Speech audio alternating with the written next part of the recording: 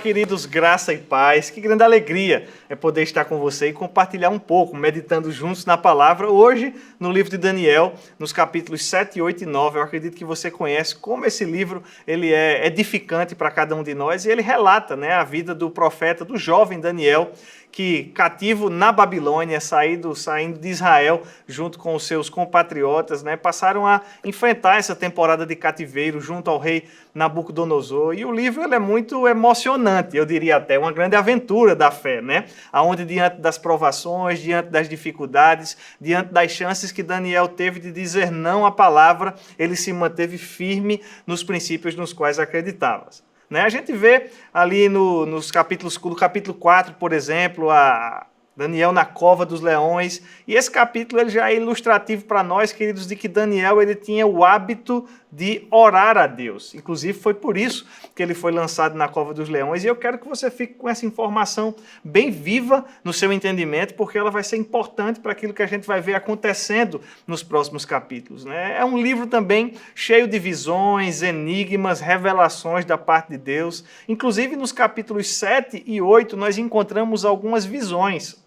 Que o rei Nabucodonosor teve, que Daniel trouxe interpretação. Na sequência, a visão do carneiro e do bode, que também vão ser relacionados a fatos históricos que vieram a ser comprovados no futuro, Deus fazendo cumprir a sucessão de reinos, apontando a sucessão de reinos que haveria de se cumprir, na verdade, e a gente vê que de antemão, tudo isso ele revelou ao profeta Daniel. O capítulo 9, ele é muito marcado, queridos, por uma profecia, inclusive de cunho escatológico, que é muito discutida nos nossos dias, que é a profecia das 70 semanas de Daniel. Agora, é bem interessante que o capítulo começa nos relatando que Daniel, estudando os livros do profeta Jeremias, Daniel entendeu o tempo das desolações que Israel passaria cativa na Babilônia. E quando ele entendeu, queridos, estudando o livro do profeta Jeremias, daí realmente a importância de entender como nós precisamos nos dedicar à meditação da palavra. Daniel meditava nas escrituras nos seus dias. A gente vai ver depois, anos depois, lá em Mateus capítulo 24, Jesus fazendo referência às palavras do profeta Daniel. Então, Jesus estudava o livro de Daniel, Daniel estudava o livro de Jeremias, e a pergunta que fica para cada um de nós é: quais são as partes da Bíblia que nós estamos estudando ou que estão ganhando a nossa atenção? Enquanto Daniel estudava, ele compreendeu que as desolações elas haveriam de ter um período pré-estabelecido, e aí, queridos, ele começa a chorar, ele começa a suplicar, ele começa a se derramar diante de Deus, e aí ele começa a pedir perdão pelas ações do povo de Israel.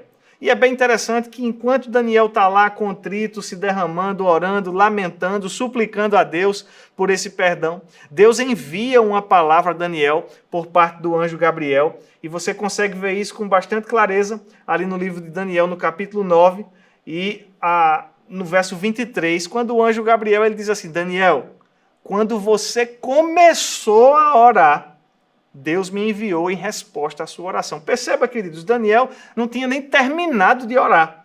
Ele estava começando a orar e Deus já estava enviando a resposta. E o anjo Gabriel diz: olha, eu vim para te declarar porque você é muito amado. E eu quero compartilhar com você essa palavra nesse dia, para que você possa desfrutar de todo esse dia na consciência de que você é muito amado da parte de Deus. Agora, um detalhe interessante que parece ficar patente da leitura do livro é que quando Daniel ele começa a orar, parece que Daniel já tinha familiaridade com esse ambiente de oração.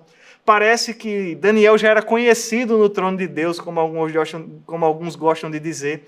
E, queridos, quando Daniel começa a orar, as respostas elas já estão prontas para serem enviadas. O que é que a gente pode aprender com isso? É que nós precisamos frequentar esse lugar de oração. Nós precisamos frequentar o trono de Deus. E uma vez que nós nos tornamos lá, conhecidos da parte de Deus, as nossas orações elas vão se tornar cada dia mais eficazes. No Velho Testamento, muitos anos atrás, sem nem ter o Espírito de Deus habitando dentro dele, como um profeta, Daniel tinha o Espírito sobre ele. Mas hoje, vivendo numa aliança muito superior, queridos, nós podemos sim cultivar uma vida de comunhão com Deus ainda mais eficiente, eficaz, constante e disciplinada do que aquela que Daniel tinha. Se Daniel ele topou, inclusive, ir para a cova dos leões por causa das suas orações, nós não podemos também ficar amedrontados. Então, que você possa cultivar essa prática do teu devocional com intensidade e ousadia, de maneira disciplinada, e se fazer conhecido perante o trono de Deus. Que Deus os abençoe na prática dessa palavra.